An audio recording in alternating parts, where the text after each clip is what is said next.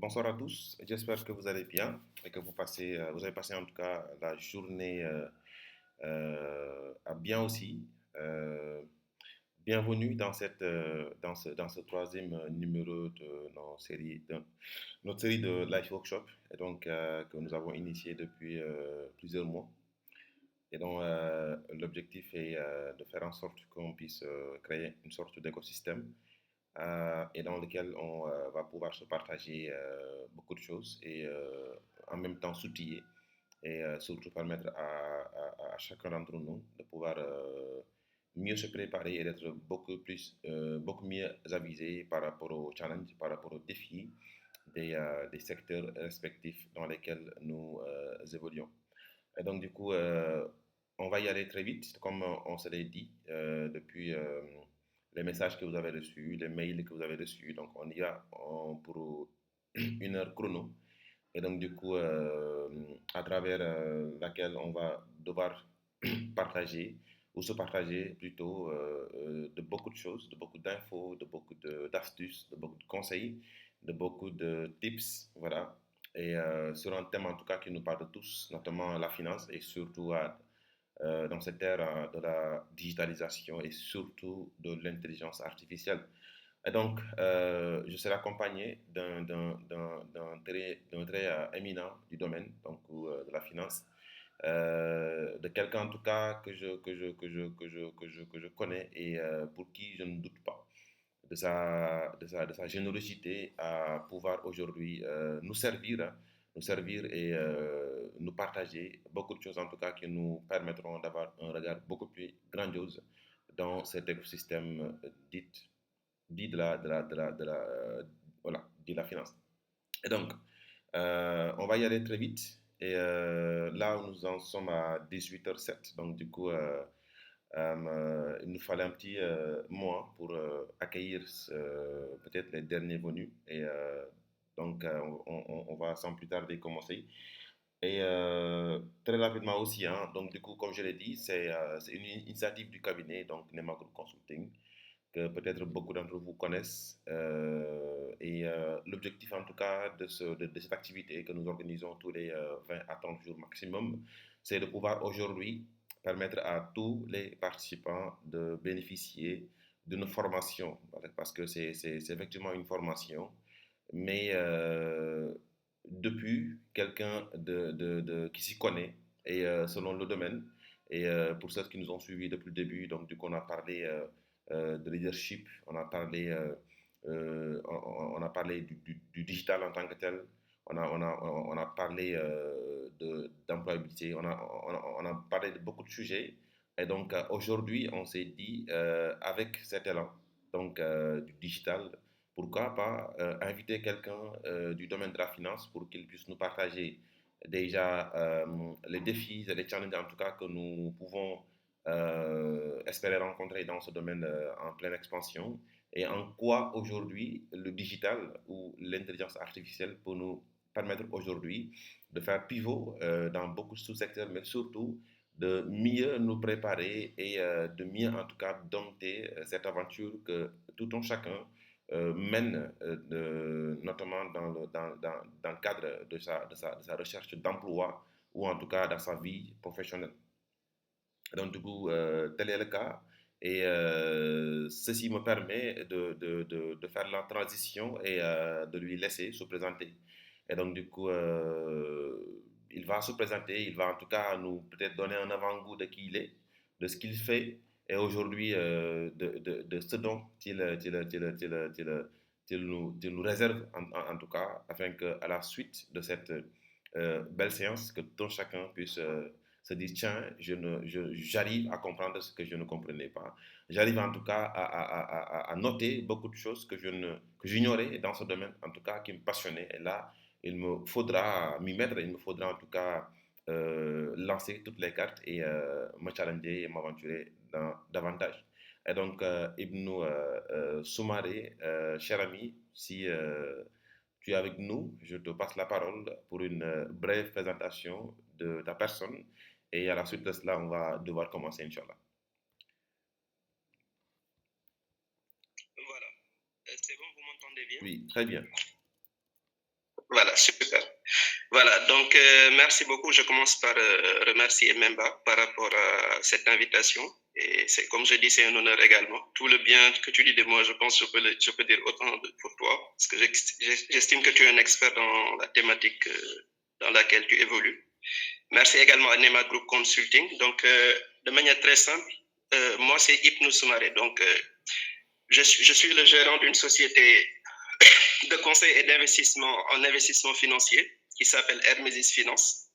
Et de par mon parcours, on peut dire essentiellement, j'ai exercé dans ce qu'on appelle la finance de marché.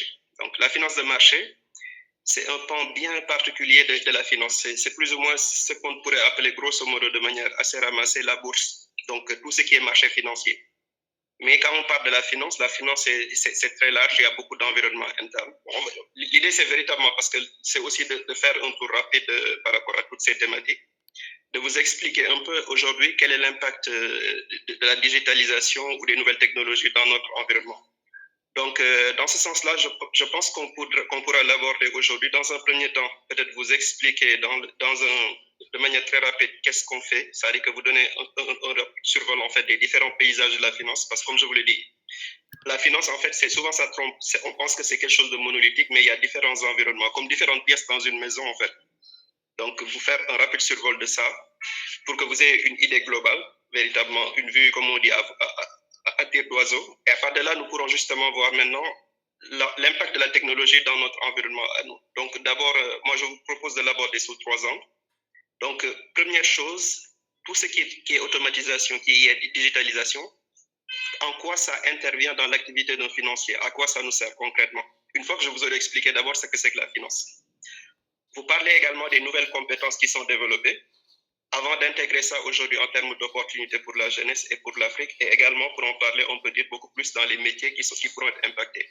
Parce que les métiers seront impactés, mais pas au même niveau, on peut dire, suivant là où vous évoluez au niveau de la finance, comme on le verra rapidement. Et comme je dis, je vais commencer par faire un rapide survol, assez résumé. D'ailleurs, même demain, je donne une formation, j'en parlais à Memba tout à l'heure, je lui ai envoyé quelque chose dans ce sens qui donne un rappel de la finance de manière assez globale. Tout à fait. Voilà, peut-être que je pourrais lui laisser l'invitation éventuellement pour ceux qui voudront participer. Là, je pourrais détailler plus pour ce que ça pourrait intéresser éventuellement. Tout à fait. Merci beaucoup. Très bien, cher ami. Merci, merci en tout cas pour cette belle présentation et surtout pour le résumé en tout cas de ce dont tu nous as préparé. Et comme je le dis, hein, c'est vraiment de la formation. C'est de la formation et je vous invite hein, à vous concentrer parce que je sais, et j'en suis sûr et certain, que pour beaucoup et ça leur faudra beaucoup d'investissement afin qu'ils puissent arriver à au moins capitaliser voilà, une sorte une bonne masse en tout cas de connaissances et de pouvoir l'appliquer. Donc du coup, je vous invite à vous scotcher et surtout à vous préparer pour que vers la fin, que si vous avez des questions, si vous avez en tout cas des points ou des zones d'ombre sur lesquelles vous voudriez à ce que mon cher ami puisse vous apporter quelques clairvoyances, en tout cas, ce sera le moment. Parce qu'à la suite de cela, ce qui est sûr, c'est qu'il faudra payer pour pouvoir aujourd'hui accéder soit à son conseil ou en tout cas à une de ses formations. Donc, du coup, généreusement, il nous offre cette possibilité, cette opportunité. Et donc, du coup, pour moi, c'est une belle occasion à ce qu'on puisse la saisir. Alors, cher ami, je vais rapidement faire la transition en vous posant peut-être la toute première question que vous avez déjà évoquée. Et notamment, vous m'avez même facilité la tâche en abordant quelques points. Vous avez parlé aujourd'hui déjà du paysage de la finance. Malheureusement, beaucoup, ils pensent d'accord de la finance comme quelque chose de monotone, ou en tout cas, il y a qu'une seule branche, il n'y a qu'un seul secteur. Voilà, il y a qu'un nombre disons, de métiers ou de postes en tout cas disponibles, alors que c'est beaucoup plus vaste que cela. C'est beaucoup plus vaste que cela. Et donc, peut-être ma question à ce niveau, et je voudrais vraiment à ce que tu viennes en profondeur là-dessus, et afin que nos participants puissent comprendre concrètement déjà qu'est-ce que la finance, concrètement, et nous parler en tout cas des défis et des opportunités en passant par peut-être les postes, en tout cas, que nous pensions que ce n'était pas peut-être fait pour la finance, alors que tel est le cas. Et surtout, venir sur disons, corroboration à cette nouvelle technologie, en tout cas cette nouvelle technologie, et surtout à l'IA, en quoi aujourd'hui cette nouvelle donne peut impacter cet écosystème, et afin qu'aujourd'hui ceux qui sont soit dans le tas ou en tout cas s'aventurent à être dans le tas puissent être beaucoup plus imprégnés. Mon cher ami, je vous repasse la parole. Ok, d'accord. Donc, merci beaucoup. Je vais essayer d'aller assez vite, mais tout en essayant quand même de donner des précisions, comme je dis sur la première question, parce que c'est très important. C'est notre cadre de base. Ce qu'il faut comprendre, c'est quoi la finance d'abord, avant de parler de la finance appliquée, justement les technologies appliquées à la finance. Parfait. Donc, je vais essayer de l'expliquer à travers une image, de manière très simple. C'est-à-dire que la finance, supposons que c'est une maison et que moi je suis votre guide. Donc, je vais vous faire une visite guidée de la finance. Donc, quand vous rentrez dans une maison, naturellement, il y a plusieurs pièces. Donc, la finance, c'est comme ça. C'est-à-dire que c'est autant de segments qui sont autant de spécialités. Il y a d'abord la finance qu'on appelle la finance fondamentale, parce que dans toute chose, il y a souvent un cadre, on peut dire, fondamental. C'est-à-dire que vous allez aller dans le marketing, il y a des bases fondamentales, et ainsi de suite. Il y a une finance fondamentale. Et cette finance fondamentale, c'est la finance d'entreprise. Souvent, c'est la finance que classiquement les gens apprennent dans les cursus scolaires habituellement. C'est-à-dire que ça tourne autour des activités de gestion financière, d'analyse financière, d'évaluation financière ou d'ingénierie.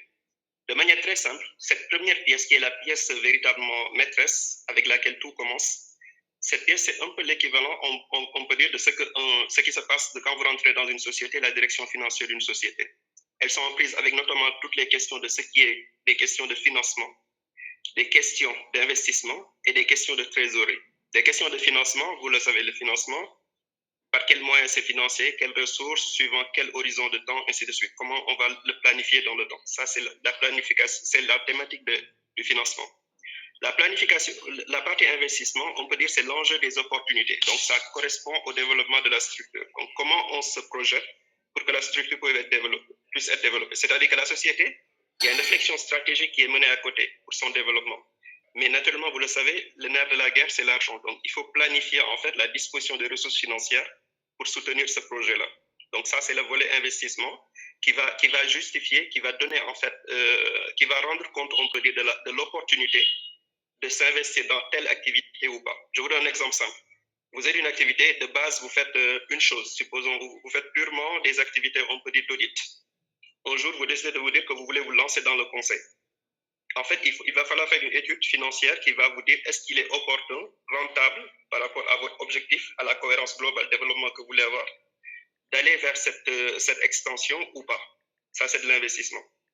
Et le troisième aspect, c'est l'aspect, on peut dire, beaucoup plus opérationnel de tous les jours, c'est la trésorerie. De la manière dont vous gérez, en fait, vos disponibilités, comme au plan humain, personnel, que vous gérez, que vous avez assez d'argent au jour le jour pour régler vos différentes transactions, acheter, vendre des produits du quotidien, c'est la même chose. Donc, il y a cette dimension. Pour une entreprise, ce sont les salaires, ce sont les dépenses quotidiennes basiques. Donc, ça, c'est la finance fondamentale, qui a une dimension stratégique, notamment tout ce qui est investissement et financement, et une dimension beaucoup plus opérationnelle, qui est beaucoup plus courante de tous les jours. Ça, c'est la finance. D'où est-ce que vous venez en finance? Si vous ratez ça, en fait, c'est comme si vous ratez la porte d'entrée. C'est comme si vous voulez étudier les mathématiques sans connaître l'arithmétique de base, par exemple. Après cela, vous avez ce qu'on appelle différents registres. Vous avez notamment la finance bancaire. Quand je parle de la finance bancaire, c'est le système bancaire au sens général. Donc, c'est le système en fait constitué entre la banque centrale et les banques commerciales. Les banques commerciales sont les banques que vous connaissez dans votre environnement. C'est BICIS, Société Générale, je ne sais pas, BND ou autre chose. Maintenant, ces banques-là sont liées à la banque centrale qui est la banque des banques. Donc, l'idée des banques, c'est quoi? C'est de disposer, en fait, trois choses. Les banques ont trois fonctions dans l'économie. Elles ont une obligation, justement, comment ça s'appelle, de faire des crédits, de gérer vos comptes et en même temps de mettre à disposition des instruments de paiement. Je répète, ils gèrent vos comptes, ils mettent à votre disposition des instruments de paiement et des offres de crédit et d'épargne, notamment. Donc, c'est ça qu'ils vous permettent de faire. Maintenant, la Banque centrale, derrière, la Banque centrale, elle, son rôle, c'est de piloter, en fait, cet élément économique qu'on appelle la monnaie. Donc, la Banque centrale de manière classique, son objectif de base, c'est de gérer, par exemple, que les variations de prix ne soient pas élevées. C'est pour éviter, par exemple, je vous donne un exemple très simple, que le prix du lait, par exemple, passe de 1000 francs à 1600. C'est-à-dire que c'est quelque chose comme ça, pour quelqu'un qui est très riche, il ne le sent pas. Mais pour le Sénégalais moyen, si cela se passe, il va le sentir. Parce que ce qu'il va, peut-être qu'il ne pourra pas renoncer à sa consommation parce qu'il en a besoin, parce qu'il a des enfants ou des choses comme ça. Mais en le faisant, ça va amputer d'autres consommations. Donc la Banque centrale, elle est plus dans cette thématique-là. Et elle doit faire, en fait, il y a un jeu d'équilibre d'intérêt parce que les banques sont des sociétés commerciales au sens propre du terme. Elles recherchent un profit comme les entreprises de la première partie dont je vous ai parlé, la finance fondamentale, les entreprises classiques. Donc ça, c'est le deuxième volet, la finance bancaire. Après, vous avez les finances publiques. Les finances publiques sont les finances de l'État. Donc, notamment, c'est les finances qui sont arc-boutées autour notamment du budget. Donc, le budget, de manière très simple, ce sont des ressources, ce sont des emplois. L'État a des ressources. Les ressources classiques les plus importantes que vous avez, vous les connaissez, ce sont les impôts et les douanes. Les impôts, c'est par rapport à l'intérieur. Donc, sur chaque société, il y a des impôts. Sur les particuliers également, il y a ce qu'on appelle l'impôt sur les revenus. Et de l'autre côté également, il y a des impôts, il y a les impôts notamment sur les consommations courantes, je pense à la TVA entre autres. Et en plus de ça, il y a les douanes également, notamment par rapport aux flux entrées-sorties sur les pays. Donc ça, ce sont les ressources de l'État. À côté de cela, l'État a également des choses qu'elle doit faire, donc notamment des activités, des missions de régulation socio-économique, notamment tout ce qui est, on peut dire, promotion ou de valorisation de l'emploi ou d'objectifs, on peut dire, plus socio-économiques, de manière très large. Donc ça va toucher à plein de politiques qui vont toucher notamment au développement, par exemple, de l'éducation dans le pays, au développement notamment, je donne de la santé, par exemple, ou notamment au développement de beaucoup de choses comme l'agriculture, par exemple. Tout ce qui peut être fait dans ce sens-là. Donc ça, ce sont les dépenses de l'État. En plus de ces dépenses, comme je dis, qui sont des dépenses d'investissement, tout ce que je viens de dire, c'est qu'elle met dans l'éducation, la santé. Il y a ce qu'on appelle les dépenses de fonctionnement. L'État a des salariés, on les appelle des fonctionnaires. Il y a des équipements, il y a des transferts sociaux qu'on fait également à titre social. Et en plus de ça, entre autres dépenses, vous avez ce qu'on appelle les intérêts de la dette. Parce que l'État, pour fonctionner, comme vous, en fait, éventuellement, vous pourriez vous endetter auprès des banques, l'État également va s'endetter soit auprès des banques, soit auprès du prochain compartiment financier dont je vais parler.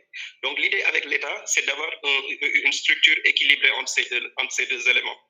Et cela va se jouer à faire ce qu'on appelle des soldes. En fait, quand vous entendez que, par exemple, qu'un solde est déficitaire, le solde budgétaire il est déficitaire ou il est, par exemple, excédentaire, c'est en fonction de ça. C'est en fonction de cette relation entre les ressources et les emplois. Donc, un deuxième point qui est juste important à souligner, qui pèse, le service de la dette, en fait, ça correspond aux intérêts qui sont payés périodiquement par l'État par rapport à ses engagements, qu'ils soient intérieurs ou extérieurs. Donc, cela également, ça joue un point important dans la politique des États. Parce que les États, comme une personne normale, aujourd'hui, je ne souhaite pas, quand quelqu'un meurt, qu'est-ce qu'on dit? On commence par payer ceux à qui la personne doit avant de donner aux héritiers. Donc, même chose, quand l'État collecte ses ressources, les impôts, la douane, ainsi de suite, première chose, premier poste, il faut régler le service de la dette. Donc, si le service de la dette continue à croître, ça fera moins d'argent qui reste par la suite pour gérer toutes les thématiques, notamment de développement, d'éducation, de santé, ainsi de suite. Ça, c'était, on peut dire, le troisième point. Donc, les finances publiques, de manière très large. Donc, il y a la finance fondamentale, la finance bancaire, les finances publiques.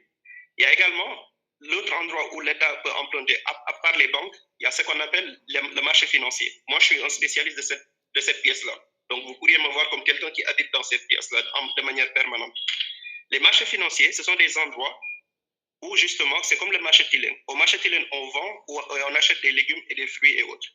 Sur un marché financier, il y a des demandeurs de capitaux et il y a des offreurs de capitaux. Autrement dit, il y a des investisseurs qui ont de l'argent et de l'autre côté, il y a des gens qui sont demandeurs. L'État, par exemple, peut se présenter là-bas si elle a des besoins de financement. D'autres structures peuvent le faire. Les entreprises également peuvent y aller. Donc, l'idée là-bas, c'est à travers des produits financiers qui sont bien construits, ad hoc, comme on dit ad hoc, c'est qui sont faits vraiment à dessein, donc qui permettent justement à ces deux de se rencontrer et de régler mutuellement leurs besoins. L'investisseur, il a besoin de mettre quelque part où il y a de la rentabilité. Et de l'autre côté, en fait, ça peut être l'État ou une entreprise, ils ont besoin de ces capitaux pour leur développement. Donc, c'est ça le principe des marchés financiers, donc avec des objectifs notamment de rentabilité classique, comme dans une entreprise normale. Donc, c'est là-bas où vous voyez la bourse, en fait. Quand vous voyez la bourse qui monte ou qui baisse, c'est que juste, en fait, c'est le jeu des perceptions des investisseurs sur une action ou un État. C'est-à-dire que vous pouvez voir qu'aujourd'hui, par exemple, quand Donald Trump prend une position, par exemple, au niveau géopolitique, cela se traduit automatiquement par des cours de bourse qui sont en train de monter ou baisser, par exemple, sur telle ou telle classe de produits financiers, ce qu'on appelle les crypto-monnaies ou les actions ou les obligations. Bon, je ne vais pas rentrer dans le détail parce que je pense qu'il faut rester assez succinct. Mais juste pour dire que c'est le principe des produits financiers, des marchés financiers. Donc, quatrième rubrique, marché financier. Cinquième rubrique, ce qu'on appelle la finance internationale. La finance internationale, c'est juste une extension, on peut dire, à l'échelle globale des marchés financiers. C'est comme, en fait, on peut dire le marché financier, mais redéployé à l'échelle globale, donc du monde.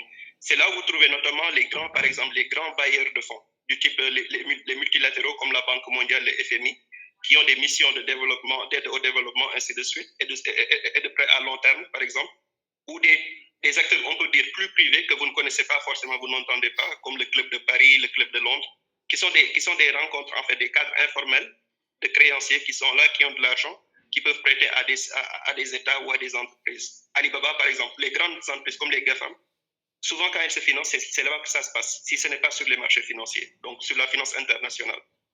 Ça également, c'est un autre point. Et notamment sur ce marché financier, la finance internationale, les facteurs clés qui sont importants, là-bas, ce sont les pays qui sont les plus puissants qu'on regarde en fait. Par exemple, les politiques monétaires ou par exemple budgétaires de l'État fédéral ou de la Banque centrale américaine ou chinoise, parce que c'est en fonction de la taille de leur économie. Donc là-bas, on peut dire on est dans du lourd en fait en termes de perspective, de vue. À part cela, il y a une sixième finance. Donc, je répète, finance fondamentale, on est parti de l'entreprise. Il y a la finance bancaire, il y a la finance publique, les finances de l'État. Il y a également la finance de marché. Il y a la finance internationale qui est un peu un superlatif de la finance de marché, la finance internationale. Et enfin, la sixième finance qu'on oublie souvent, ce sont les finances personnelles.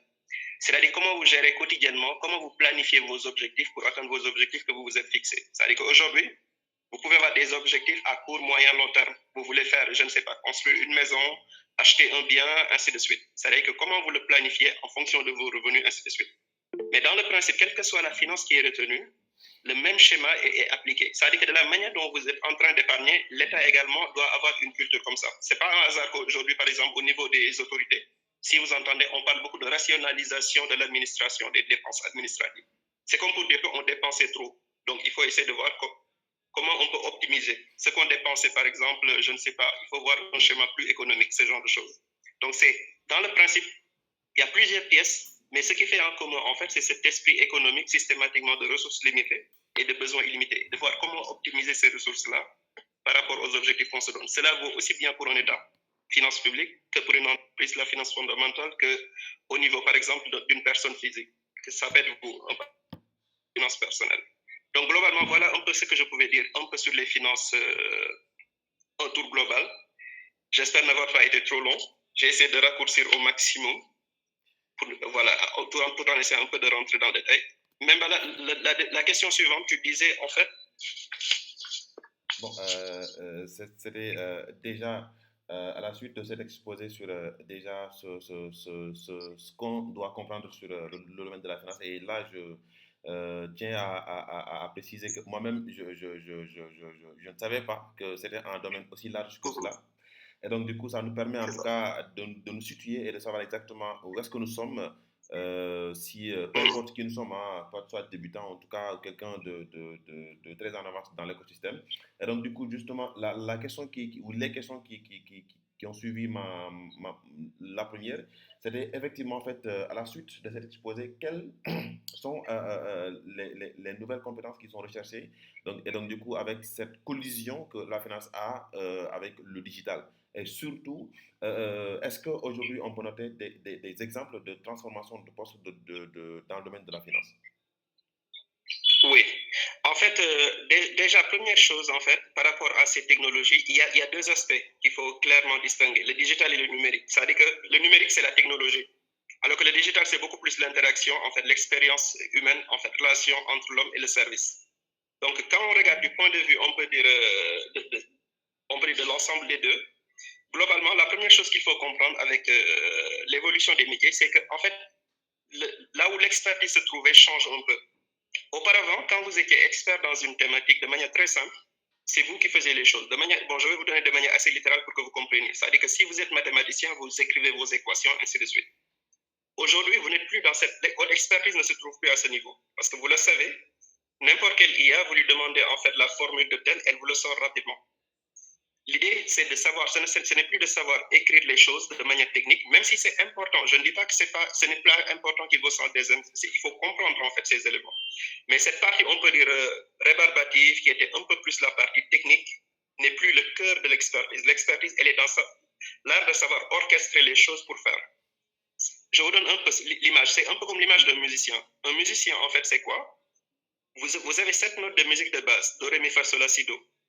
L'idée, c'est avec maintenant ces 7 notes, le nouvel expert, en fait, l'idée, c'est de voir comment il peut composer les éléments en fonction des solutions qu'il est en train de chercher, qu'il est en train d'essayer de trouver. Donc, il a des problèmes bien spécifiques, il a des solutions à régler. Maintenant, l'expertise, elle est dans l'orchestration optimale, en fait, des différentes ressources qui sont là. Donc, l'impact de cette IA dans cette transformation, elle est dans la productivité essentiellement. Elle permet également, notamment, de faire des économies de coûts qui sont assez importantes. Quand je parle de coûts, ce n'est pas seulement financier, c'est en termes d'énergie, c'est en termes de temps, et c'est même en termes, on peut dire, comment on dit, ça dit que même l'économie des données. Parce qu'aujourd'hui, vous savez, en fait, il faut comprendre ce que signifie l'IA concrètement, en fait, pour quelqu'un qui est en train de travailler sur un domaine. Ça dit qu'aujourd'hui, de manière indirecte, j'ai accès peut-être à toute l'information qui existe sur tout ce qui a été fait dans mon domaine, peut-être dans le monde. C'est-à-dire que quelqu'un qui a développé un modèle, je ne sais pas, à l'autre bout du monde, ou je ne sais pas, des données qui existent, mais qui avaient des informations. Parce que quand vous avez des données, ce n'est pas les données qui nous intéressent, c'est l'information qui est à l'intérieur. Donc, il faut traiter les données. Donc, traiter les données, ça suppose en fait, habituellement, vous le faites avec des schémas standards traditionnels comme Excel, voilà, des outils comme ça, des outils de Power BI, ainsi de suite. Mais l'idée, c'est comment extraire à partir de ces données-là, en fait, des infos qui passaient inaperçues. Par exemple, vous avez un ensemble de données qui sont là, sur le marché financier. Peut-être il y a des tendances qui sont à l'intérieur des données, qui nous donnent des informations pertinentes pour moi qui veut investir ou qui investit pour d'autres personnes. Donc, l'idée, c'est de savoir, par exemple, avec ces données, qu'est-ce que je peux en tirer qui peut m'être utile par rapport à mon objectif de faire des investissements rentables et peu risqués. Donc, ce sont ce genre de choses, par exemple, qui peuvent être importantes. Et les transformations de poste, je vous donne une transformation qui est simple, en fait. Je vous donne le métier d'analyste financier. Un analyste financier, auparavant, c'était quelqu'un qui était là en train de calculer ses ratios, ainsi de suite.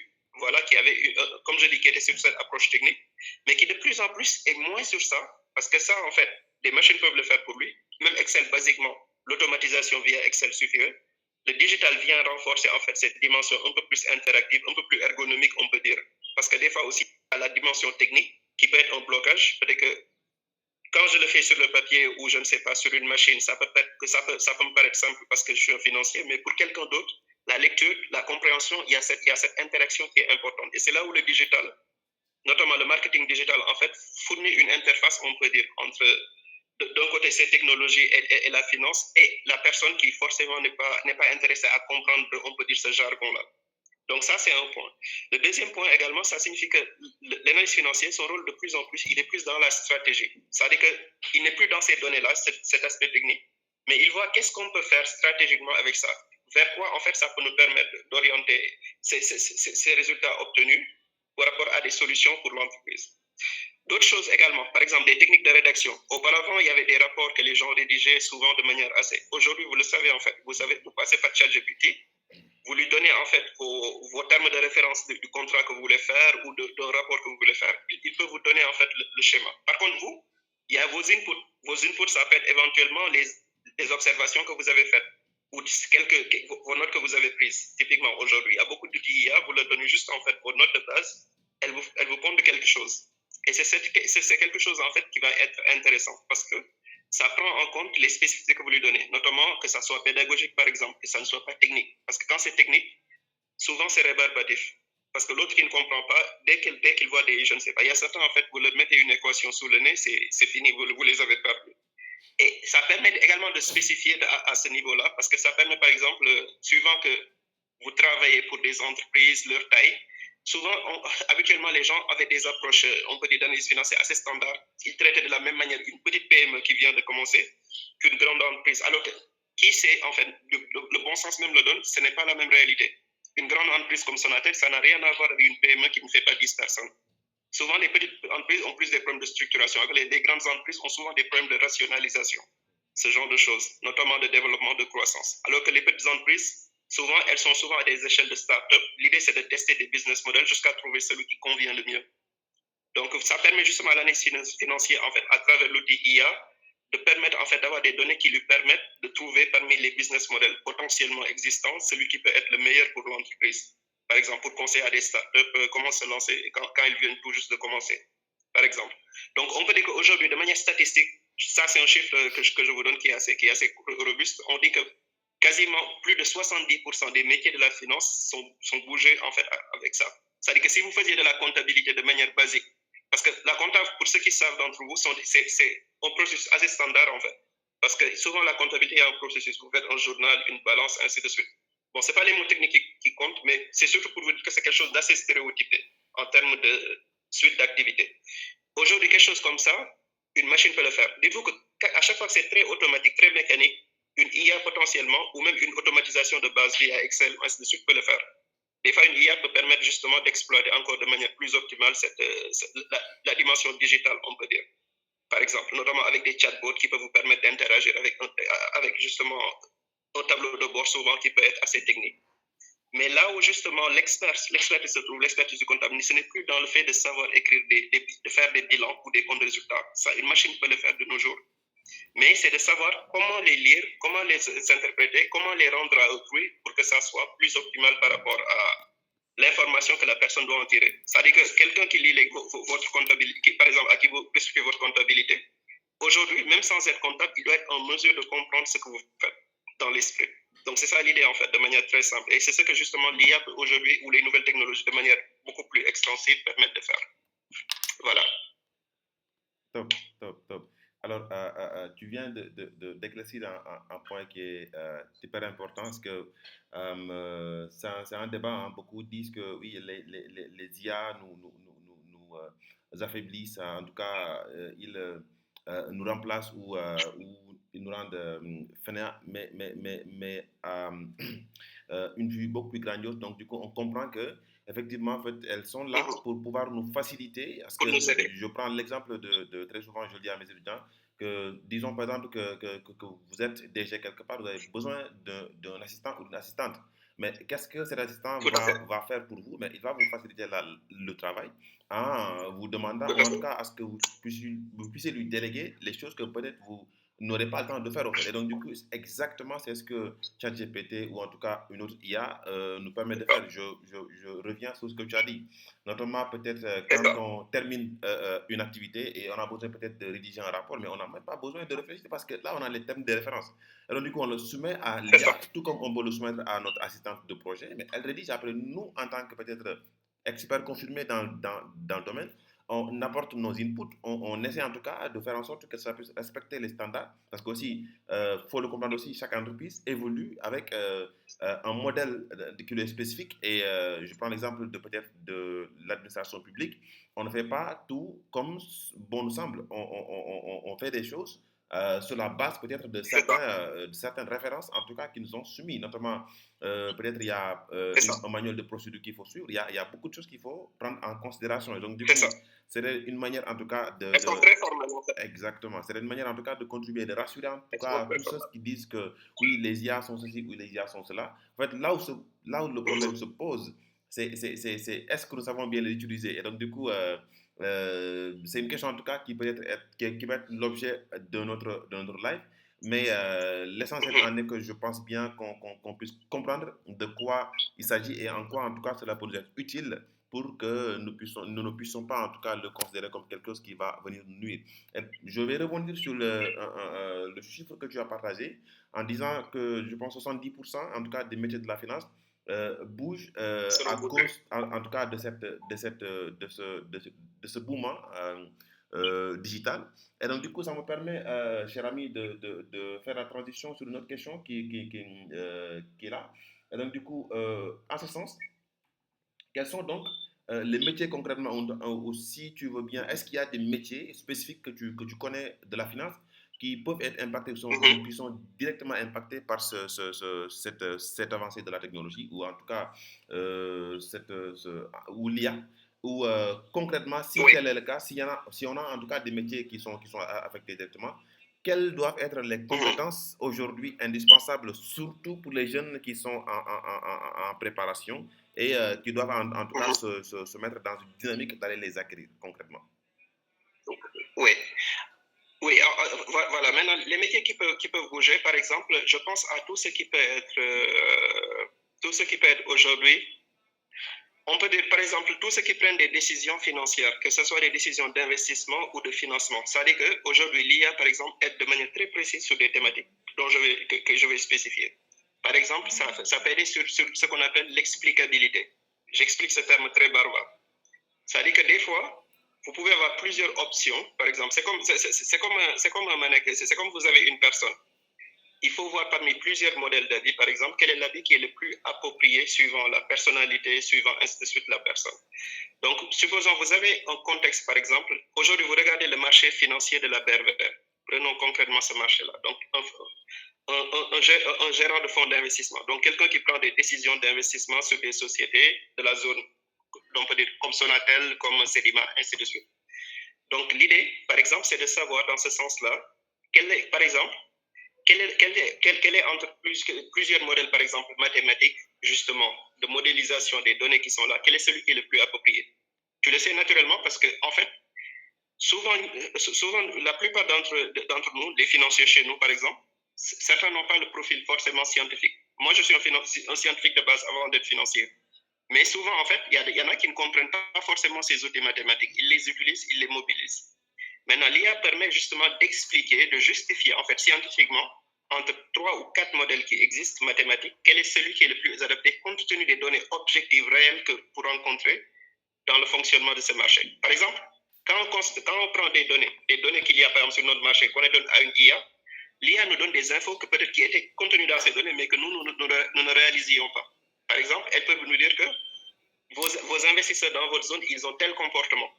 Ce comportement, avant que l'IA vous le dise, vous ne le saviez pas. Pourtant, c'était comme je dis, de manière implicite dans les données. Maintenant, une fois que c'est devenu explicite, on m'a dit que l'IA a analysé les données et vous a sorti cela, ça ne devient plus une donnée, ça devient une information. Maintenant, cette information, elle a de la valeur parce que ça permet justement d'orienter vos choix. Parce que vous savez que quand les investisseurs se comportent comme ça, vous arrivez à avoir ce qu'on appelle une capacité à avoir de la visibilité. Donc l'explicabilité, c'est ça en fait. Ça permet de justifier scientifiquement, par exemple, l'utilisation d'un modèle plutôt que d'un autre. Un autre point, par exemple, la prédictibilité, la capacité à prédire. Par exemple, quand vous savez maintenant, une fois que vous avez, on peut dire, le comportement typique, c'est comme si je savais aujourd'hui, Memba, par exemple, qu'est-ce qu'il fait de la journée, ainsi de suite.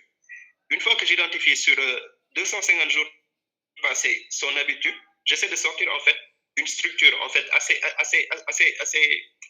consistante de son comportement. Et normalement, en fait, s'il y a un élément qu'il a fait pendant 250 jours, demain peut-être il peut ne pas le faire, mais j'ai de bonnes chances qu'il va continuer à le faire. Peut-être qu'il l'a fait 250 jours d'affilée. J'ai des raisons de croire, je pense rationnellement, de penser qu'il va continuer à faire quelque chose comme ça. Donc voilà les choses en fait que justement une IA peut permettre justement de faire, tout en le combinant à d'autres éléments de complexité. Parce qu'il y a d'autres éléments qui peuvent bouger. Peut-être que le jour suivant, il va se passer quelque chose à quoi Memba, par exemple, a l'habitude de réagir de manière négative. Nous ne le voyons pas. Mais l'IA, en fait, en voyant cet élément, parce que ce sera un paramètre en entrée, il va intégrer cet élément et ça va lui dire, par exemple, peut-être que le 251e jour, il va nous dire que non, Memba ne va pas faire cela. Et pourquoi? Parce que nous voyons juste qu'il a fait 250 jours. Donc, nous partons de notre intuition qu'il a fait 250, qu'il le fera le jour suivant. Mais peut-être que ce jour-là, il y a un autre élément qui était là, mais on sait que même par exemple, cet élément-là, c'est de nature à l'amener à ne pas faire l'action qu'il a faite par le passé. Donc ça, ce sont des éléments, en fait, qui peuvent avoir de leur importance au moment de prendre des décisions, par exemple. Ça sont des éléments pratiques, en fait, qu'on peut constater. Parce que, comme je dis, ce ne sont pas les données qui nous intéressent. Les données, en fait, c'est un peu comme je dis, c'est la matière brute, c'est la matière première. Donc, quand il y a une matière première, par exemple, le pétrole, vous ne le prenez pas tel qu'il sort de terre. Mais il y a un travail de raffinage, ainsi de suite, pour avoir le pétrole sous les formes dont on a besoin, que ce soit le fioul, le kérosène, ainsi de suite. C'est exactement la même chose avec les données, avec l'IA. Donc, aujourd'hui, il y a des données que vous n'avez pas le temps ni la capacité humaine, en fait, de gérer dans des proportions comme ça. Comme je dis, il y a des choses pour lesquelles la machine est plus forte que nous. Quand je vous dis 99 fois 99, peut-être que si vous êtes fort en calcul mental, vous pouvez me le sortir très rapidement. Mais on sait que statistiquement, vous prenez des humains, vous prenez des machines, Même la calculatrice simple est plus forte que l'être humain sur ça. Parce qu'elle est programmée pour sortir le résultat rapidement. Quand je multiplie ainsi de suite. Mais quand j'atteins un certain seuil, quand je lis 9999, la calculatrice n'est plus capable. D'ailleurs, même le chiffre ne va pas apparaître en fait sur son écran. Donc, c'est pour vous donner en fait l'image que vous compreniez pourquoi je dis qu'en fait, il y a des choses pour lesquelles la machine est plus adaptée en fait que vous. Tout ce qui est calculatoire, l'être humain est beaucoup plus concepteur, mais la machine est plus calculatoire. C'est pourquoi effectivement, ce que tu disais, tu as raison. La machine n'est pas notre ennemi. C'est que ça nous permet en fait d'accroître, ça nous donne une capacité augmentée. Donc, ce vers quoi vous ne pouviez pas aller à cause de la complexité, vous pouvez maintenant penser à y aller. Peut-être que la machine, elle sait calculer, mais vous allez lui apporter votre capacité à orchestrer, à concevoir. Comme je dis, il faut plus se penser maintenant dans la peau d'un créateur, d'un artiste, en fait. Parce que, comme je dis, en fait, souvent, si vous regardez dans la musique, en fait, dans les orchestres, vous voyez quelqu'un devant qui est en train de bouger les doigts, ainsi de suite. Et vous voyez un orchestre avec des musiciens. Voyez les gens, chacun avec son instrument, comme autant d'IA qui sont là, qui sont capables de faire des traitements automatiques pour vous. Vous êtes celui qui est devant, qui permet justement d'orchestrer les éléments pour avoir votre résultat final. Sans ces éléments, vous n'auriez pas pu traiter une masse aussi importante de données, par exemple. Voilà. Donc, c'était un peu ce que je voulais rajouter par rapport à ton point. Top. En tout cas, ça nous permet en tout cas d'avoir plus de précision par rapport à la chose et surtout par rapport au domaine. Et donc, du coup, par la suite, de comprendre que, effectivement, donc, du coup, quand on parle d'IA ou de digitalisation, c'est pas parce qu'on doit avoir peur, mais c'est effectivement parce qu'on doit être très joyeux de pouvoir les acquérir et de penser que si en tout cas on devait faire 1000, on va devoir faire 10 000 parce que, effectivement, comme tu l'as dit, il y a beaucoup de choses, en tout cas, qui relevaient de la capacité humaine. Aujourd'hui, on peut les confier à une machine rapidement, on passe à autre chose, en tout cas, qu'elle ne peut pas faire, mais nous, oui. Et du coup, merci en tout cas pour cette précision. Donc, j'ai une dernière question avant qu'on passe peut-être à la partie question-réponse. Et donc, du coup, cher ami, à la suite de tout ce qu'on s'est dit jusqu'ici, en quoi, ou en tout cas si, ou comment plutôt, le Sénégal, hein, ou voire l'Afrique, peut tirer parti en tout cas de cette ascension, hein, en tout cas de ces outils ou en tout cas de cette montée, voilà, de l'IA et peut-être si on prend le cas en tout cas de notre pays, le Sénégal, nous pense à savoir, hein, que le gouvernement, avec, en tout cas dans leurs ambitions de pouvoir aujourd'hui faire du Sénégal en tout cas un pays de référence, en tout cas, ou un carrefour. Donc, du coup, on a beaucoup entendu parler d'IA, de digitalisation, etc. Et donc, du coup, vous, en tant que financier, quel est votre point de vue? En tout cas, comment vous pensez qu'aujourd'hui, ces outils, ou en tout cas, cette collision entre le domaine et la technologie, en tout cas, pour nous être utile, en tout cas, peut nous porter fruit si toutefois nous nous y mettons et avec les bonnes perspectives? C'est ça. Voilà, effectivement, je salue la question, est très pertinente parce qu'elle est d'actualité. Ça permet juste aux gens de se projeter dans le contexte. Moi, je verrais en fait comme premier axe que je pourrais mettre en avant, c'est surtout ce qu'on appelle l'inclusivité. Vous savez, habituellement, en fait, la finance classique, les banques ou des choses comme ça, par exemple, vous le savez, le taux de bancarisation, il ne dépasse guère les 15%. Les marchés financiers, les gens ne connaissent quasiment pas. L'avantage, en fait, avec des outils comme la technologie l'IA, c'est que ça permet de casser, en fait, la frontière qui existe entre ce monde-là, ce monde qui sont des fonctions, parce que la finance, ça sert, en fait, à l'humain, ça sert à l'économie. La monnaie, ça sert à l'économie, ainsi de suite. Et justement, le commun des mortels. Donc, l'image, en fait, c'est surtout de casser cette barrière-là, symboliquement. Je vous donne juste l'exemple de beaucoup d'entreprises que vous connaissez, en fait, des fintechs comme Wave, comme Orange Money, comme InTouch, par exemple, qui sont dans l'environnement sénégalais. Mais regardez, en fait, leur intégration, leur pénétration, en fait, dans l'activité, on peut dire même au-delà économique, sociale, en fait, de tous les jours, par rapport au système classique, en fait, comme les banques dont je vous ai parlé, les marchés financiers, qui sont relativement assez fermés, soit à une élite, au sens intellectuel ou technique, technocratique, ou soit, on peut dire, à des gens qui ont les capitaux, qui ont les moyens, en fait, d'y mettre de l'argent.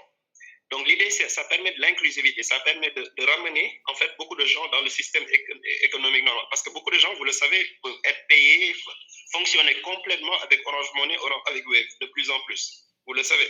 Il y a beaucoup de gens qui, par exemple, fonctionnent totalement avec ça. Ça permet en fait de réintégrer les gens dans l'économie. Deuxième élément, c'est qu'aujourd'hui, comme il y a beaucoup, nous avons des populations qui sont relativement jeunes et ces technologies-là, en fait, requièrent, comme on dit, beaucoup d'esprit, comme on dit, neuf. Ça donne de la matière. Moi, j'estime qu'en fait, c'est à la jeunesse de s'approprier de ces outils. C'est-à-dire que de s'approprier de ces outils, c'est-à-dire que de les comprendre, de voir qu'est-ce qu'ils peuvent faire avec. L'idée, c'est, aujourd'hui, par exemple, vous voyez quelqu'un, je ne sais pas, qui n'a pas forcément fait des études poussées, mais qui est capable de vous décortiquer un téléphone et qui connaît les composantes, comme moi, je ne les connais pas. Alors que peut-être j'ai fait des études, mais je ne connais pas dans ce détail-là. L'idée, c'est de voir, en fait, de la même manière, s'approprier les outils IA, donc notamment pour les gens qui connaissent, avec notamment la technologie, de mettre ça à la portée de ces personnes-là. Donc, ça suppose beaucoup de pédagogie. Pour les gens qui s'y connaissent, dans la finance, dans les technologies, dans l'IA, le digital, il y a un travail de pédagogie à faire, mais également de poser des problèmes pratiques, notamment. Par exemple, ça peut être quelque chose qui est très orienté. Vous posez un problème bien spécifique. Par exemple, aujourd'hui, je donne un exemple simple. Par exemple, quand quelqu'un dépose quelque part une demande d'emploi et qu'on ne lui répondra pas, ce genre de choses, le fait, par exemple, on peut trouver un schéma, par exemple, de se dire que c'est une forme de RSE. Même quand vous ne donnez pas l'emploi à la personne, au lieu de les conduire, merci, voilà, quelque chose qui est politiquement correct, vous pouvez l'orienter en fonction de son CV, en fait, avec une IA qui le fait, quelque chose comme ça. Comme ça, au moins, vous lui apportez de la valeur. Ça ne coûtera rien à l'entreprise, mais ça lui fait gagner, comme on dit, un gain sympathique, en fait, en termes de feedback par rapport à la collectivité.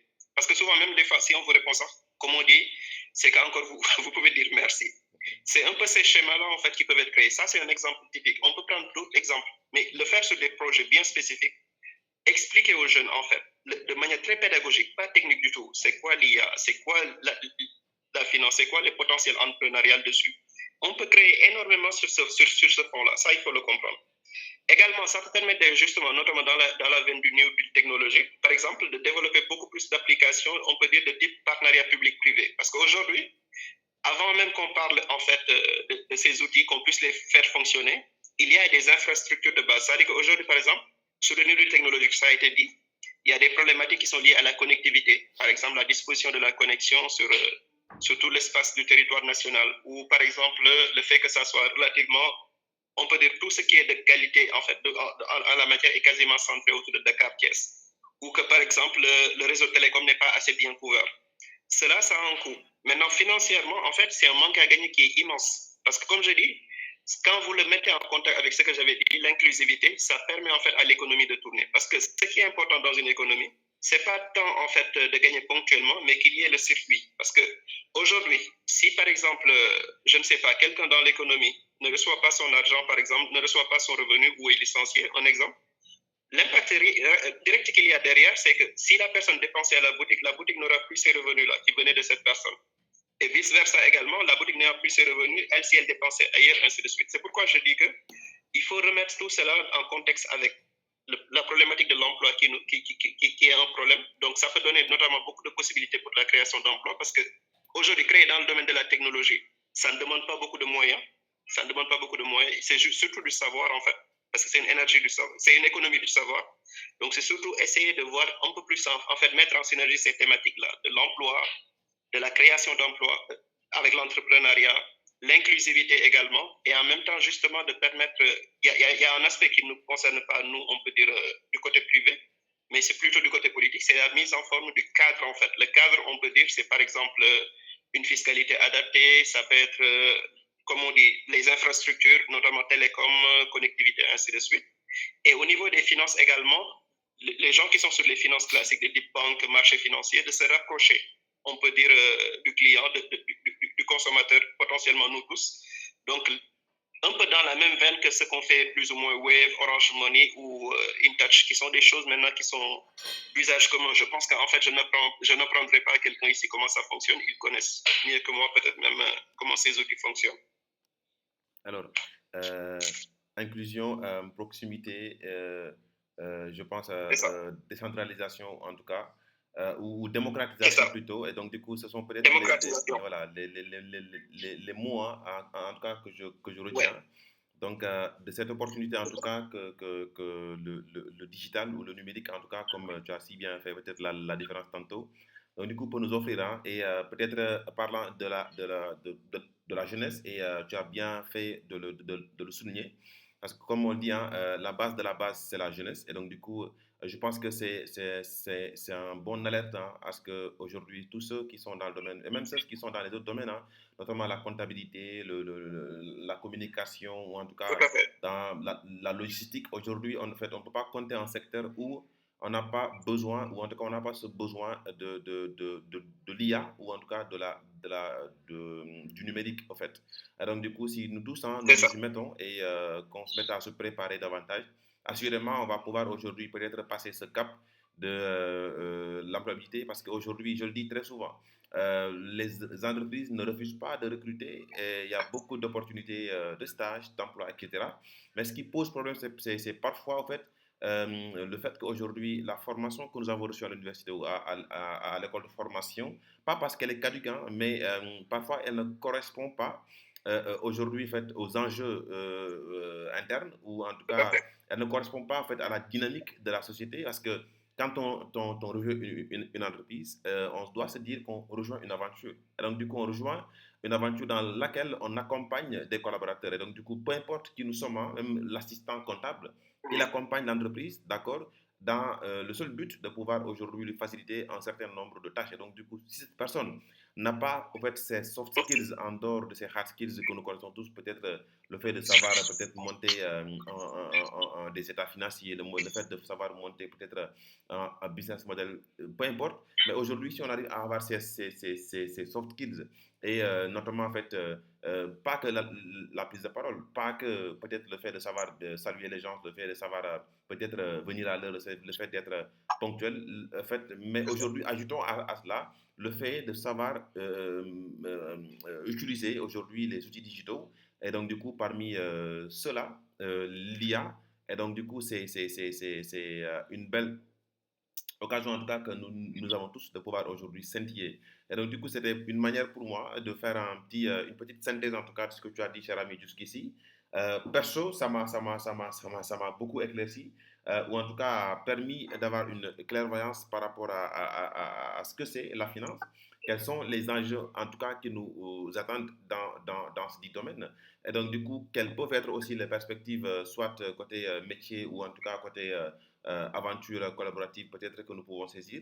Et donc, du coup, on a compris aussi que nous, en tant que, je dirais, même Africains, donc, du coup, quels sont les défis qui nous attendent, et donc, du coup, sur quoi? Parce que c'est quand même étonnant, ou en tout cas, ça fait mal au cœur, en tout cas, quand on compte peut-être des licornes aux États-Unis, quand on compte des licornes peut-être dans les autres pays, et pas au Sénégal, en fait. Et donc, du coup, et tellement que nous nous contentons du peu que nous avons, et pour moi, on a les pépites qu'il nous faut. On a en tout cas je dirais les jambars, en tout cas, qu'il nous faut et qui sont là. Et donc, du coup, on a juste besoin d'aller au fin fond dans la dynamique où nous sommes, notamment la formation, et de ne pas se contenter de ce qu'on reçoit à l'université ou dans les écoles de formation. Il a parlé de ce qu'il fait, de ses formations. Et donc, du coup, je vous invite même à, pourquoi pas, peut-être le solliciter pour peut-être participer à son activité de demain. Parce que, je le dis et je le répète, autant qu'on en a le temps, on ne doit pas arrêter de nos capacités, on ne doit pas arrêter de nous formater, parce que c'est ce qui fait qu'on soit à jour,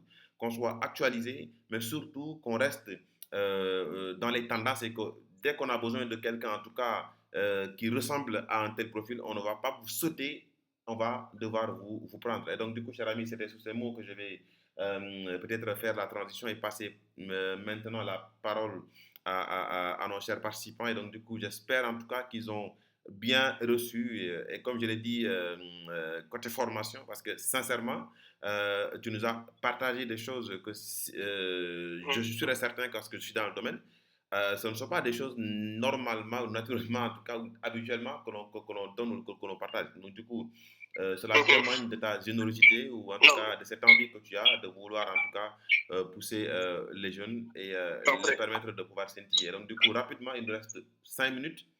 Donc, la parole est à vous. Si vous avez besoin de poser une question, d'intervenir, mais que ça soit très smart, et que rapidement, s'il y a points sur lesquels vous voulez à ce que mon cher ami vous apporte des éclaircissements, il aura le temps de le faire rapidement, mais que ça soit rapide afin qu'on puisse être dans les temps. On doit finir à 18, 19h, 5 minutes. Donc, si vous avez des questions ou en tout cas des interventions, vous levez juste la main, après on vous désigne et vous activez votre micro juste en bas à gauche. Très bien, il y a Fatiba qui demande la parole. Donc, Fatih, allez-y, activez votre micro, c'est juste en bas à gauche.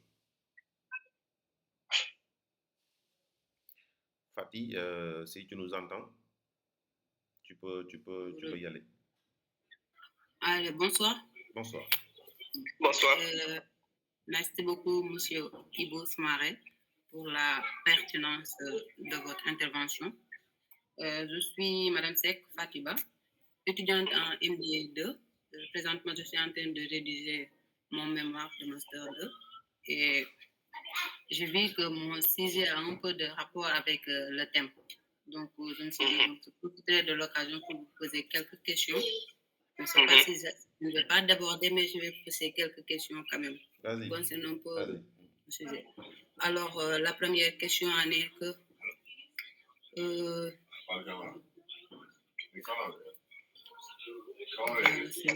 alors, je disais que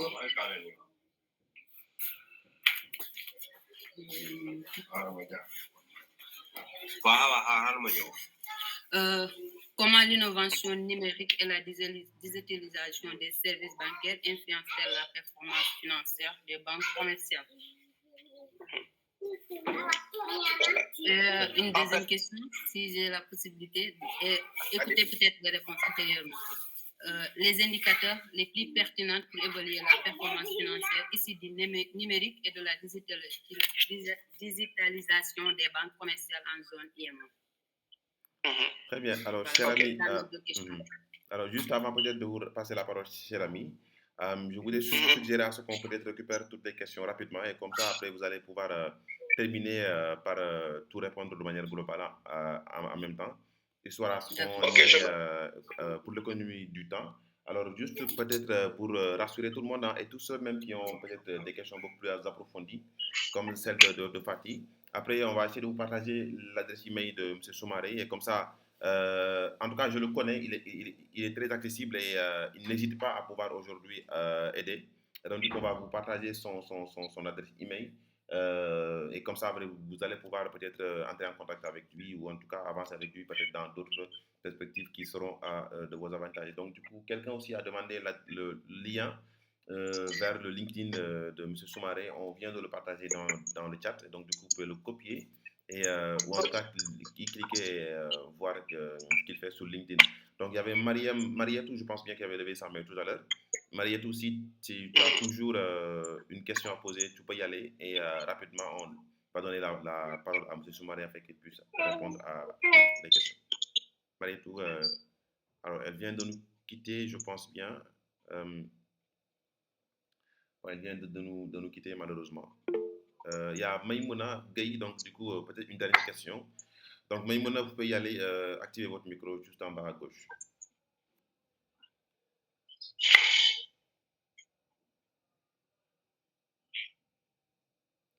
Maïmouna, vous pouvez y aller. Bonsoir. Bonsoir. Déjà, merci beaucoup, monsieur. Et pour cette belle présentation. Donc, on a beaucoup tiré de cette présentation. Vraiment. Moi, c'est la première fois que je découvre ces séries de workshops et j'espère pouvoir vraiment y assister aux prochaines séances. Donc, c'est pas la première fois aussi que j'assiste aux formations de M. Soumaré parce que j'ai eu à participer à une des séances de formation de Hermès 6 Finance que j'avais beaucoup apprécié d'ailleurs. Donc, moi, quand même, oui. Donc, moi, quand même, j'ai une petite question par rapport à la thématique. C'est quoi, en fait? Parce que je trouve qu'on n'en parle pas beaucoup. Voilà, c'est le fait qu'aujourd'hui, on dit que les centres de données indispensables au fonctionnement d'outils comme ChatGPT utilisent de grandes quantités d'eau pour refroidir leur serveur et éviter la chose. Donc, aujourd'hui, la question que je vais vous poser, c'est de savoir quel est votre avis par rapport à cela? Est-ce qu'aujourd'hui, c'est le prix à payer par la technologie, ou bien on devrait peut-être supporter cela tout simplement, même si aujourd'hui, que voilà, ça apporte beaucoup, ça nous facilite, ça nous accompagne. Ok, effectivement, c'est une question très pertinente, ce que vous dites là. Alors, donc, malheureusement, on va devoir s'arrêter sur cette question. Donc, cher ami, je te passe la parole pour voilà, une réponse globale. Je vais y aller assez rapidement. Très bien. Voilà. Donc comme je dis d'abord à Fatih, merci beaucoup par rapport à l'appréciation. Voilà. Maintenant, par rapport à quel est l'impact justement de l'innovation, de la digitalisation dans l'activité des banques de manière très classique. Donc ça, c'est très simple en fait. C'est qu'aujourd'hui, ça leur permet d'avoir de l'inclusivité. C'est-à-dire qu'aujourd'hui, ils ont un business, on peut dire, qui se déploie sur à peu près 15% de la population.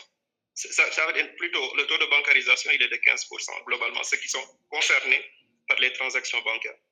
Donc, ça leur permet d'agrandir leur marge et naturellement, cela va se traduire logiquement sur la performance. C'est-à-dire que si vous voulez voir la performance, c'est de comparer en fait, par exemple, ce qu'il y avait dans le schéma classique des banques, donc ce qu'elles avaient avant avec leurs ratios, les mêmes ratios qu'ils avaient, ça peut être des ratios de PNB, de produits net bancaires ou des ratios d'autres thématiques, et de les comparer à celles avec notamment cette inclusion-là. Parce qu'aujourd'hui, c'est ça aussi la question. Parce que l'idée, c'est qu'en fait, ces structures comme la banque, en fait, ont un problème par rapport à l'évolution de la société. Même pas le pointé tout à l'heure, c'est que les sociétés évoluent de manière très complexe, donc beaucoup plus rapidement que les structures formelles. C'est le problème des grandes sociétés ou de l'administration. Elles ont en fait beaucoup plus de mal en fait à s'ajuster, parce que l'ajustement des sociétés, elle est plus, on peut dire, d'ordre spontané. Les gens en fait fonctionnent de manière normale et il y a des effets de complexité qui se font.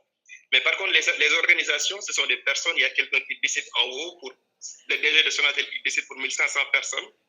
Au niveau de ministère, il y a le ministre qui définit pour tout la ministère. En fait, c'est plus compliqué. L'ajustement est plus compliqué. Et cela se ressent. Mais maintenant, pour répondre à votre question de manière précise, comparer en fait les performances avec l'intégration de ces outils-là par rapport aux anciens. C'est-à-dire que vous prenez les mêmes ratios comme celles que je vais donner comme exemple et vous les comparez. C'est-à-dire que logiquement, si cela a un impact, on le sentira. Mais pas autant que ça, parce que précisément, il y a une concurrence qui est réelle. Parce que, comme je le dis, les autres on peut dire, ceux qui sont dans le domaine de la finance alternative, typiquement la Wave, Orange Money ou InTouch, en fait, ont déjà pris une avance assez certaine dessus. Donc, il y a l'effet de la concurrence qui va faire qu'en fait, ils auront beaucoup de mal à se situer par rapport à cela, qui sont plus adaptés. En fait, c'est un enjeu d'adaptation. Ces structures sont déjà plus adaptées, en fait, ont plus pénétré les comportements courants des gens que les banques. Ça, c'est un fait. Et les banques même commencent à s'en rendre compte, d'où les solutions qui commencent à penser pour essayer de faire des schémas pour mettre en relation, par exemple, contre Mobile Money et par exemple la banque. C'est parce qu'ils essaient de se rapprocher. Mais ce sera difficile parce que ceux-là ont déjà pris une part de marché assez importante d'un point de vue stratégique. Ça, c'est par rapport aux deux questions.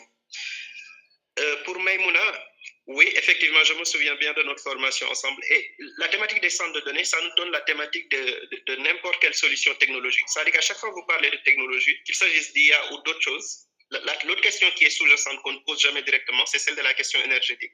Quelle est l'énergie qui fournit ça? C'est-à-dire quand il y avait les machines là, quand il y avait les machines à vapeur, il y avait le charbon. Quand il y a eu, je ne sais pas, toutes les innovations du début du siècle passé, il y avait le pétrole et qui nous suit jusqu'à présent. Maintenant, aujourd'hui, avec ces centres de données, il faut savoir, ils sont extrêmement consommateurs d'énergie. On estime qu'aujourd'hui, 3% de l'énergie qui est produite dans le monde va dans l'alimentation de ces centres de données. Donc, ça crée beaucoup de chaleur, ça crée beaucoup de pollution environnementale.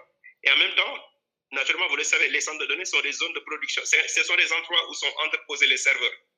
Les serveurs, si vous voulez, c'est là où se trouvent les données, en fait, relatives à ce qui vous permet d'accéder à tel site Internet ou telle page, ainsi de suite.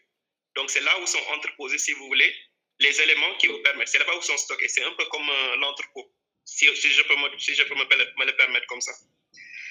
Donc, que ça soit avec l'IA ou avec autre chose, par rapport à ma question, qu'est-ce que j'en pense? Il faudrait regarder le moins disant en termes de coût énergétique. Parce que le coût énergétique, il est important. C'est-à-dire que de voir aujourd'hui entre les différentes formes de consommation énergétique. Aujourd'hui, par exemple, c'est vrai qu'avec les énergies fossiles, vous le savez, qui sont l'essentiel de ce qu'on consomme en termes d'énergie, ça prend énormément. Mais pourquoi pas ne pas explorer d'autres types d'énergie comme l'énergie solaire, éolienne aujourd'hui? Parce qu'au Sénégal, vous avez des éléments comme le parc éolien Taïba Ndiaye, ce genre de choses. Il faut étudier comment en fait contourner la difficulté. Mais toujours se poser la question du rendement énergétique par rapport au coût justement en termes sur l'environnement, sur beaucoup d'autres choses, et voire même le coût financier. Parce que des fois, en fait, l'extraction du pétrole, en fait, par rapport à d'autres choses, il faut évaluer ce coût-là. C'est en fonction de ça. Il faut faire un retour sur investissement. Qu'est-ce que ça me rapporte par rapport à combien ça m'a coûté? Et faire le bilan un peu des forces, quoi. Très bien, très bien. En tout cas, merci beaucoup, cher ami. Perso, ça m'a fait un plaisir de t'avoir dans une de ces lives. Et en tout cas... Juste dernier point, excuse-moi. Vas-y. Dernier point, 1 minute. Vas-y. Par rapport à ce que je vous disais, par rapport à la formation, donc demain j'ai une formation en fait d'introduction générale à la finance. Là, je vous ai donné le topo, mais peut-être que demain je vais plus détailler. Pour ceux qui peuvent être intéressés, je vais laisser le lien à Memba qui va éventuellement vous le transmettre. Donc, si vous êtes, vous pouvez comment ça s'appelle, y participer. Il vous enverra le lien. Merci beaucoup. Tout à fait, cher ami. Il faut juste me partager cela, après on va essayer de leur transmettre. En tout cas, merci beaucoup surtout pour la générosité du partage. Et on sent en tout cas à chaque fois que tu prends la parole que en fait, le but, en tout cas, ou en tout cas l'envie, c'est de faire en sorte qu'il puisse être beaucoup plus outillé. Et je pense que cet objectif a été atteint. Donc, merci à toi, merci à nos chers participants aussi. Et comme Maïmouna l'a dit, hein, donc du coup, si vous venez de le découvrir aussi, tous les 20 jours ou maximum 30 jours, on invite en tout cas quelqu'un comme Soumaré pour discuter d'une thématique en tout cas qui nous concerne et qui nous permet de pouvoir aujourd'hui apprendre, de pouvoir grandir ensemble et de pouvoir aujourd'hui explorer d'autres niches et de pouvoir aujourd'hui nous préparer dans cet écosystème professionnel que nous partageons tous. Donc du coup, merci à vous. Il faut m'inviter la prochaine fois pour apprendre aussi. Inch'Allah. Pas de souci, en tout cas, on se dit à très vite, Inch'Allah. Et on va vous préparer en tout cas le replay de ce live. Ça a été enregistré. Alors, du coup, on vous le partagera, Inch'Allah. Et on vous enverra un mail. Et donc, du coup, comme ça, à tête reposée, vous pouvez reprendre le live et en tout cas écouter étape par étape, faire des pauses et de pouvoir noter parce que je suis sûr et certain que vous allez beaucoup apprendre. Et Fatih a bien fait de pouvoir profiter de l'occasion pour pouvoir aujourd'hui discuter avec quelqu'un du domaine par rapport à son mémoire. Et donc, du coup, faites de même. Vous avez besoin de lui, écrivez-lui par mail. Il est actif, il est réactif, il vous répondra. Et Inch'Allah, si toutefois il pourra vous accompagner, il n'hésitera pas à le faire parce qu'il le fait et on le voit. Et c'est ça. Donc, du coup, on se dit à très vite, Inch'Allah. On vous enverra tout ce qu'il faut et tout ce qui suit. D'ici là, portez-vous très bien. Passez une excellente suite de soirée et bon week-end. Merci beaucoup, chers amis. Merci à vous tous. Merci beaucoup. Merci. Allez, ciao.